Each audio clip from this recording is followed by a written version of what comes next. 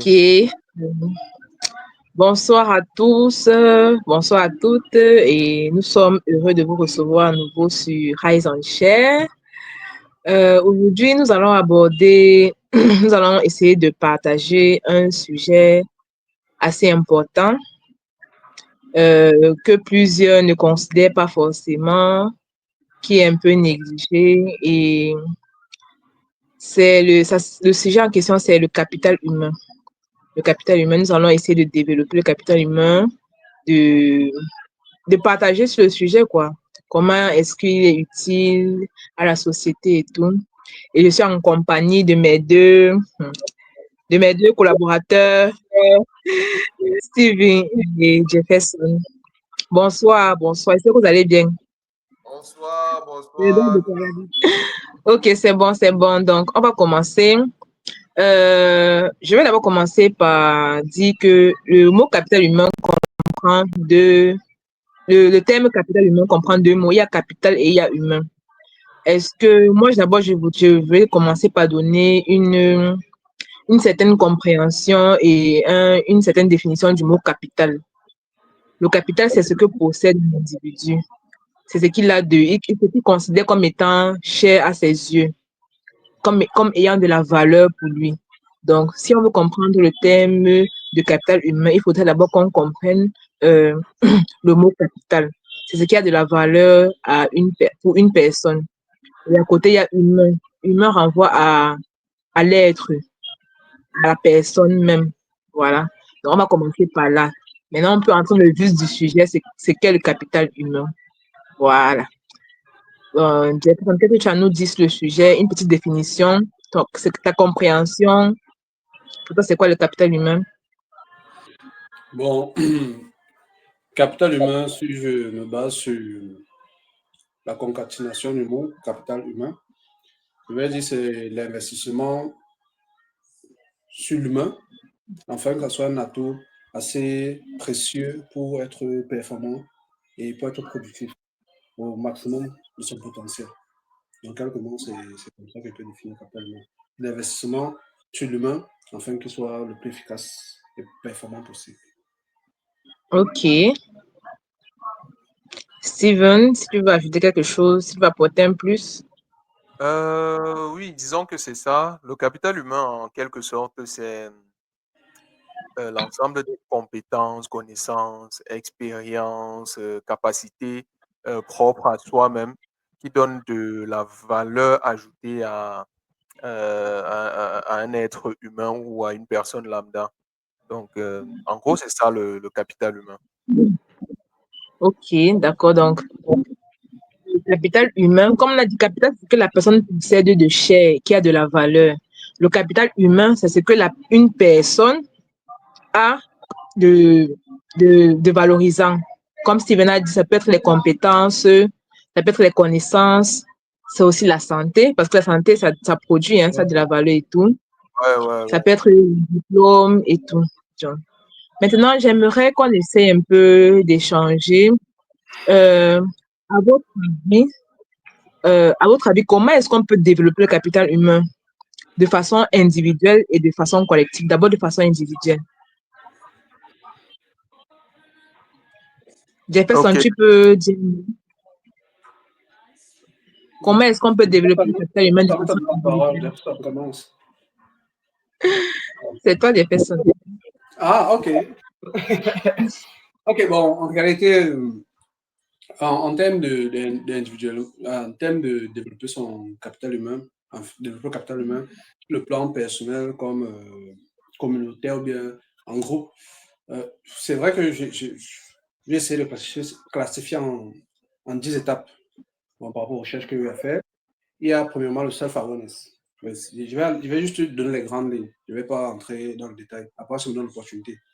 Donc, il y a le self-awareness, il y a avoir un plan long terme, il y a l'entourage. Préparer l'entourage, c'est les amis, c'est la famille, c'est en fait tout ce qui est autour de nous. Il y a l'investissement sur soi, dans les formations, ainsi de suite. Je vais pas trop. Il y a la volonté de donner, de faire du réseau, de donner plus que recevoir. Il y a aussi être en action, être en mouvement, être dans une progression continue. Il y a aussi selon le domaine dans lequel on va exceller, de produire de la quantité, de la qualité. Il y a aussi prendre soin de sa santé. Comme on a dit, la santé mentale, la santé physique. Il y a aussi le niveau spirituel, la spiritualité. Donc les croyances, c'est essentiel. Et finalement, il faut avoir le focus, la concentration dans ce qu'on veut faire. Donc voilà les 10 éléments que j'essaie dans la recherche et dans la lecture. Parce qu'il ressort. Ok. Steven, selon toi, comment est-ce qu'on peut développer le comportement singulier? Si tu veux rajouter un truc, parce que il a donné plus que moi j'en avais. Peut-être toi tu vas rajouter quelque chose de plus. Bon, moi, je vais pas vraiment ajouter. Je vais juste insister sur quelques parmi ceux sur lesquels parmi ceux qu'il a cités. Donc, je pense que l'aspect entourage compte pour beaucoup Ouais. pour développer le capital humain. Il y a un adage de genou qui dit que l'ami d'un bandit, c'est un bandit. Oui, si tu es entouré de personnes qui cherchent à se développer chaque jour, à être meilleur chaque jour, même de façon indirecte, tu vas cultiver cette habitude-là. Par contre, si tu es entouré de personnes qui ne veulent rien faire, qui tournent au quartier, qui ne veulent pas avancer, tu vas te retrouver toi aussi à un certain moment à tourner au quartier. C'est un peu ça la réalité des choses. Donc l'entourage compte pour beaucoup. En dehors de l'entourage, je pense que l'aspect formation aussi a un énorme impact.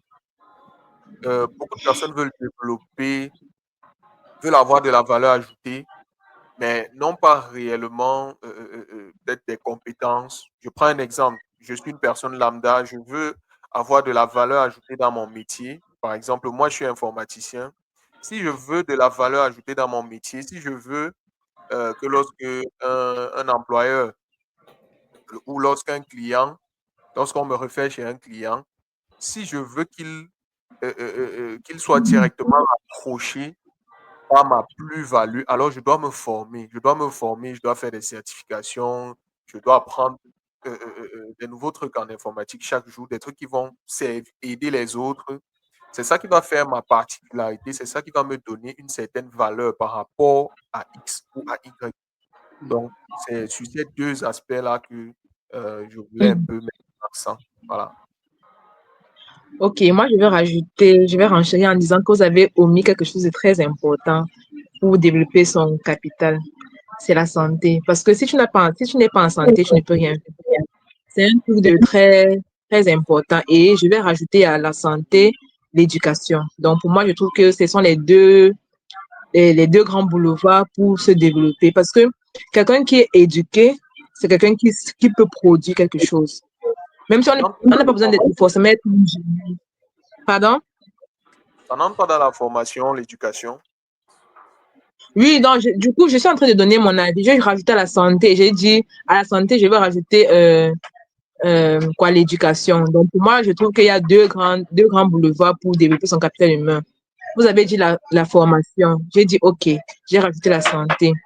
Donc je disais, il y a une personne qui se forme, qui s'éduque. C'est une personne qui peut produire, qui peut donner quelque chose. Et une personne en santé, c'est une personne qui ne sera pas toujours à la maison, qui n'aura pas toujours des congés. Du coup, cette personne-là saura mettre son temps au travail, à la production. Ah, donc, c'est ça. Et de façon collective, le capital humain d'une collectivité, c'est l'ensemble du capital humain de chacune des personnes qui constituent la collectivité. Donc, du coup, si une personne n'est pas au top, dans l'ensemble, ça va toujours être défectueux. OK. Donc maintenant, est-ce que vous pouvez me donner des exemples? Moi, je n'en ai pas. Donc, je vais prendre, c'est ce point, je vais prendre de vous. De certains pays qui investissent énormément sur le capital humain. Par exemple,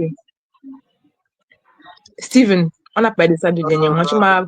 Je pense que le pays que moi je connais, qui investit beaucoup dans ce qui est du capital humain, c'est la Chine. Les Chinois, bref, pas seulement la Chine, je vais même dire l'Asie. Parce qu'en Asie, ils ont compris quelque chose, c'est que ils ont besoin de la connaissance, ils ont besoin de compétences pour faire évoluer leur pays. Donc, qu'est-ce qu'ils ont fait? La Chine, autrefois, était un pays qui était tellement renfermé sur eux. Mais au jour d'aujourd'hui, et avec le temps, ce que la Chine a fait, c'est quoi? C'est financer des étudiants, financer des chercheurs qui sont allés dans d'autres pays, sur d'autres horizons, rechercher la connaissance, rechercher les compétences et sont venus les mettre à profit à leur pays. Vous allez remarquer que partout où les Chinois vont, ils cherchent à vraiment comprendre comment ça fonctionne. Chaque étape, dans les détails. La preuve est qu'au jour d'aujourd'hui, la Chine est incontournable, que ce soit en termes de vêtements, que ce soit en termes d'appareils électroménagers, que ce soit en termes d'électronique, tout ce qui est fabriqué aujourd'hui dans ce monde, la Chine est incontournable. Ils peuvent tout créer. C'est pourquoi? C'est parce qu'ils ont le temps de travailler sur le capital humain, le capital ils ont jugé très important, la connaissance, la compétence. Et je vais aussi dire peut-être l'aspect de la spiritualité aussi qui a beaucoup compté aussi chez eux parce qu'ils sont très conservateurs de leur tradition chinoise et tout. Et ils vont dans le respect de ce qu'ils font. Donc, c'est un peu ça. Quand je regarde la Chine, je me dis, on peut faire des choses merveilleuses juste avec le terme capital humain. Ouais, donc c'est un Donc, les peu... Chinois ont misé plus sur la formation, sur ils ont investi plus dans la formation de leurs citoyens, c'est ça? Oui, la formation des intellectuels, des chercheurs, ils ont beaucoup investi dans les projets, ils investissent dans tellement de choses pour, pour toujours être au top au niveau connaissance. Il n'y a rien qui est fait dans le monde aujourd'hui. C'est ce que moi je pense, hein, honnêtement. Je pense qu'il n'y a rien qui est fait dans le monde aujourd'hui que la Chine ne soit capable de faire. Ok. Donc, on comprend bien, ils ont investi dans la recherche, la formation et tout. Ok, donc, bon, d'accord. Jefferson, tu peux me donner un autre exemple de notre pays, je sais pas. Comment est-ce Bon, moi, qu'ils font un peu plus de capital humain? je voulais prendre la Chine comme Steven. Je vois c'est un pays que j'aime tellement les cultures. Énormément, j'ai eu des cas d'études, tout ça, dans le business international, un module que j'ai fait. Et ça m'a beaucoup marqué. Parce que c'était sur comment est-ce que comment est-ce que le Japon a eu à infiltrer l'Inde. Et comment est-ce qu'ils ont fait des business ensemble. C'est vraiment un peu développé, c'est un projet sur lequel j'avais travaillé. Le Japon, ils ont une culture en fait, l'Asie, je prends le Japon dans ce cas parce qu'il y a la Chine. Le Japon a une culture extraordinaire. Extraordinaire. Alors, si vous regardez bien, quand on parle de fiabilité en termes d'automobile, c'est Toyota. En termes de fiabilité. Je ne vais pas dire luxe, fiabilité, on sait quand je suis la Toyota, Ouais. ils ont les meilleures pratiques d'amélioration continue. L'amélioration continue, c'est juste une manière de progresser continuellement. Je ne vais pas entrer dans trop d'explications trop techniques. Toyota, ce sont ceux qui ont mis quelque chose qu'on connaît, pour ceux qui sont un peu dans l'industrie, qui sont dans ce qu'on appelle le Kaizen. Le Kaizen, c'est dans l'amélioration continue. Je ne veux pas entrer, parce que j'essaie de ne pas être trop technique, de ne pas trop entrer dans l'aspect technique. Je vais juste donner une culture. Vas-y, ne te Mais jette pas. Un technique, japonais, si tu n'es pas technique, apprendre comment, et que soit technique, pardon. un japonais, voici la culture qu'ils ont. Quand une pièce sort de l'usine et elle est défectueuse, l'employé considère que l'échec de l'entreprise, c'est son échec personnel. Donc, ils ont une culture de l'excellence. Ils ont fait en sorte que la loyauté et la volonté d'être excellent. Ça veut dire, si tu as une mauvaise image, l'employé prend ça de manière personnelle. C'est qu'il va me rendre, je ne vais pas dormir. Faut dire qu'il a échoué. Maintenant, c'est où moi je vais dire, dans le capital humain, on a cité plein de choses, mais je m'aligne tellement avec ça. L'entourage, au jour d'aujourd'hui, l'entourage fait une grosse différence. Tu peux ne pas être en santé, tu restes avec les gens qui font du sport constamment. Tu vas commencer à faire le sport. Même pas métis. Non, non, pas forcément. Non, pas C'est ça que je forcément. te dis. La preuve, je ne sais pas si on aura l'occasion, même en physique, quand tu mets peut-être les éléments, peut-être, je prends peut-être le métal qui est en train de balancer une fréquence. Si tu mets à la fin du moment sur la même fréquence, physiquement, c'est prouvé. Pour ceux qui lisent la Bible ou quoi que ce soit, on dit ne vous y trompez pas. La mauvaise compagnie comme les bonnes mœurs. Bonne mœurs, ouais. On dit toujours, si tu marches avec 5 personnes idiotes, tu deviens la 6e. Si tu marches avec 5 millionnaires. Je dis l'entourage, même les choses de mimétisme, même les choses de l'église, les choses religieuses, les choses même traditionnelles, ainsi de suite, tout ce qu'on fait, même la Chine ou le Japon, ce sont les éléments communautaires, ce sont les éléments d'entourage. Si tu étais en Inde, peut-être tu devais être avec le signe là, avec ton petit truc rouge là, comme une petite bouddhiste. C'est pour dire quoi? L'entourage, c'est le secret. Parce que j'ai vu des gens, je connais des, comme les gens parlent de l'American Dream. Quand tu vas en Amérique, tu as une pensée que tu vas pouvoir t'en sortir. Parce que c'est quelque chose qu'on a eu à raconter. Ça veut dire à quel point Donc, ça influence. j'aimerais juste te dire que dans les pays qui ne sont pas au niveau de la Chine et au niveau du Japon, mais au niveau des pays asiatiques, là, ça veut dire que chez eux, tout le monde est mauvais. Non, non, c'est pas ce que je te dis. Je ne vais pas me prendre ce que je te dis. Moi, je te dis un élément, parce que vous avez donné plus ou moins où vous mettez l'accent. Moi, je dis, je m'aligne avec le fait que de nos jours, l'entourage, c'est le plus grand coefficient du capital humain. On va dire investir en soi. Même quand tu vas investir en soi, ce qu'on dit investir en soi, là, pour se développer, ainsi de suite. Tu veux te rattacher à un groupe. C'est toujours comme ça. Même là, c'est pas l'énergie de la classe. Tu vas te rendre compte que si tu donnes une place où les gens sont médiocres, tu vas finir par devenir médiocre. Tu donnes une place où les gens sont génies, même pas, tu vas finir par t'en sortir. C'est pour dire quoi? C'est juste pour dire ceci. Les pays asiatiques, ils ont un aspect un peu communautaire. C'est là qu'on dit qu'ils sont communautaires. C'est là le communautarisme. Et on voit l'influence sur le capital humain.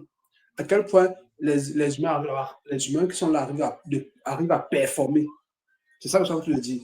Vous allez vous rendre compte que, je ne sais pas si vous avez eu à voir les documentaires sur l'éducation en Chine, en Corée du Sud, au Japon. Oui. La manière dont c'est fait, ça montre à quel point le capital humain là-bas n'est pas négligé. Moi, je suis juste en train de dire ceci en réalité, c'est quoi? Le Japon est un exemple, la Chine est un exemple. Dans ce qu'on parle du capital humain, c'est très essentiel. Parce que l'entourage joue un grand rôle. Ils ont une culture d'excellence. Ils ont une culture d'excellence de la progression. Ok, aujourd'hui, tu penses que je commence avec, peut-être, disons, tu es une femme, tu as tes 10 meilleures copines qui partent en boîte de nuit chaque jour, qui sont en train de sortir des hommes mariés, qui font aussi. Tu as beau raconter ce que tu veux, non? Un jour. Pas le matin, ça c'est sûr, ça c'est une certitude. Ou bien on va se séparer. Oui, on va se séparer. Bon, tu as quand même raison. Ouais. Bon, ça dépend, mais si tu es quand même forte d'esprit, bon. En fait, ce qu'on appelle forte d'esprit, c'est quoi? C'est quelqu'un qui ne va pas faire ce que vous faites, mais qui va commencer à le faire dans la tête déjà. Va commencer à manifester ça dans sa tête. Et c'est déjà un problème. C'est de ça qu'on parle. Parce que beaucoup de personnes vont se dire que c'est lorsqu'on passe à l'acte que c'est le problème. Non, ce n'est pas lorsque tu vas chercher un sugar daddy que c'est le problème. Non, ce n'est pas ça le problème. Le problème, c'est que tu as d'abord planifié ça dans la tête. Et tu planifies ça dans la tête pour la compagnie. Bon, je prends juste peut-être, je ne sais pas si vous connaissez le Y Combinator, le plus grand incubateur, le Y Incubator, pardon, le plus grand incubateur du monde en termes de tech. Là-bas, ça pond les entreprises, les startups. Quand tu veux faire un bon projet, on t'amène là-bas. En quelques temps, tu sors là-bas, tu sais que tu vas réussir. Pourquoi on crée les incubateurs? Pourquoi les Américains créent beaucoup les incubateurs? Parce que quand on te met dans une bulle qui te pousse à bosser. C'est en fait, c'est qui crée les problèmes aujourd'hui, même en tant qu'Africain. Bon, moi, si par exemple, tu demandes, Où est-ce que tu peux trouver un conglomérat où il n'y a rien que les bons médecins dans ton domaine? Où vous pouvez me mettre là-bas, vous pensez que les projets pour les jeunes, ainsi de suite, sur la médecine, ainsi de suite. Tu vas difficilement trouver ça. C'est une très bonne question. Et moi, je dis toujours ça. On peut même vraiment, parce qu'on a sur le capital humain, moi, je dis qu'on peut même vraiment, selon moi, c'est mon point de vue. Je ne veux pas vraiment. Mon point de vue, c'est l'entourage, c'est le capital de la réussite de nos jours. L'entourage, c'est le capital de la réussite de nos jours. En fait, pour la petite anecdote, dernièrement, j'étais en train de lire un petit documentaire toujours sur la Chine. Et là-bas, la médecine, par exemple, ce n'est pas comme chez nous. Là-bas, ça se passe comment? Les familles ont leur médecin. Et le rôle du médecin, c'est quoi? C'est de veiller à ce que la famille ne tombe pas malade. C'est à ce moment-là qu'on le paye. Maintenant, si quelqu'un tombe malade, il doit les soigner jusqu'à ce qu'ils guérissent gratuitement. Parce que si tombe malade, c'est que le docteur n'a pas fait son travail. C'est qu'il a échoué. Il a échoué. Regarde à quel niveau il pousse C'est l'excellence. une bonne politique. Oui, ça te force à bien travailler. C'est une bonne politique, je trouve. En tout cas. Aujourd'hui, on voit, je vais prendre l'exemple de l'Afrique que nous, on veut voir développer demain. Aujourd'hui, au Cameroun, particulièrement, donc je vais parler de ce que je connais. Aujourd'hui, au Cameroun, particulièrement, on se retrouve dans certains hôpitaux carrément où il y a des personnes qui font des études en médecine, qui sont peut-être en 5e année, mais ont encore peut-être du mal à, je ne sais pas, injecter quelqu'un, faire une injection normale, simplement. On se retrouve encore avec énormément de professionnels. Je ne dis pas que l'erreur n'est pas humaine, mais quand ça atteint un certain niveau, ce n'est plus bon. On se retrouve avec des professionnels qui font des erreurs sur, je ne sais pas trop quoi, des médicaments. Un patient arrive, on ne prend pas soin peut-être de faire des examens, savoir à quoi est-ce qu'il est allergique, quel produit ne peut pas aller avec lui. On lui balance des perfusions, bien des trucs là, vite fait, et puis un produit va finir avec lui comme ça. Donc, autant d'exemples qui font que à un moment, tu comprends que si on met l'accent, et ça se passe comme ça, pourquoi? C'est parce qu'autour d'eux, Il n'y a pas un entourage d'excellence. il n'y a pas un entourage d'excellence. Parce que si un temps soit peu, on cultive une certaine excellence à un certain niveau, ça va changer. Quel que soit l'âme, ça va changer. Ça, c'est une certitude. Imagine qu'aujourd'hui, on décrète une loi au Cameroun qui dit que chaque famille doit avoir un médecin. Et maintenant, le rôle du médecin, tu dois veiller à ce que la famille ne tombe jamais malade. S'il tombe malade, les soins, c'est à tes frais. Mais celui même qui va aller s'engager à faire la médecine va s'arranger à être excellent. Parce que c'est quand tu es excellent qu'on te paye. Si tu n'es pas excellent, mon ami, c'est toi qui vas payer les autres. Donc, c'est un peu ça. L'entourage est énorme, en fait. Oui, ça compte beaucoup. Ben, comme tu as parlé du Cameroun, tu as touché le continent africain, mais vous n'avez pas d'exemple d'un pays ou bien des pays africains qui ont assez bien développé leur capital humain. C'est pas. Moi, il y a les pays que j'aime beaucoup. Il y a le Maroc. Le Maroc et la Tunisie. Ils sont très intéressants. Parce que. Et l'Égypte, non, moi, je parle des gens que j'ai eu. Bon, je ne vais pas dire que j'ai eu à côtoyer. Bon, que j'ai eu à côtoyer, parce que c'est la vérité. Il y en a qui j'ai eu à côtoyer. Il y en a qui j'ai eu à travailler. Oui, il y en a qui j'ai eu à travailler. Et aussi, les pays que je suis, les parcours à distance, je ne maîtrise pas ce qu'il y a à l'intérieur. C'est juste peut-être la curiosité qui me fait savoir comment ça se passe. Et quand tu les côtoies même, ils ont une culture, je ne sais pas que ce sont les saints, mais ils ont une culture d'excellence de travail. Moi, quand je sais que sont dans l'électronique, je me défie quiconque, qui est dans l'électronique, qui est dans la mécanique, qui part sur les tutos YouTube, sur le net. Et si on va pas voir les trucs en arabe là-bas, qui viennent du Maroc et de la Tunisie. Moi, je vois même c'est moi même en médecine, tu vas voir les Arabes faire les tutos en français. Imagine un peu. Il te dit que tu tapes sur les produits mécaniques, tu vas voir mécanique électronique. Et ils ont une manière de fonctionner. C'est quoi? Même quand ils sont dans des pays différents, il marche toujours en groupe. Il y a Ouais. aussi un pays qui m'intéresse beaucoup, c'est le Sénégal. Les Sénégalais aussi, ils sont vraiment un capital humain sérieux. C'est là qu'on voit que beaucoup de Sénégalais rentrent au pays, travailler. On investit sur eux, ils partent, ils travaillent, ils apprennent, ils reviennent investir. Même entre eux, ils ont toujours. Et vous allez remarquer quelque chose qui revient toujours. Ou le capital humain, ou bien où les gens excellent, ou bien où ils travaillent vraiment et on voit de manière palpable. C'est toujours les gens qui savent rester en communauté. Ils ont un côté communautaire très solide. Est-ce que tu sais, par exemple, qu'au Sénégal, il y a les trams? Les Wow. quoi? Les trams. Les Les tramways, trams, c'est quoi? voilà. Les tramways, c'est un peu comme les trains mais qui sont en ville. Donc, ça roule dans la ville, d'une ville à une autre, d'une communauté à une autre. Oui, Un peu comme le c'est métro. comme le métro. Au Ok. Sénégal, depuis 2021, quand on a commencé la construction de ça, c'est fonctionnel. Au Sénégal. Wow. Et la Côte d'Ivoire a commencé après.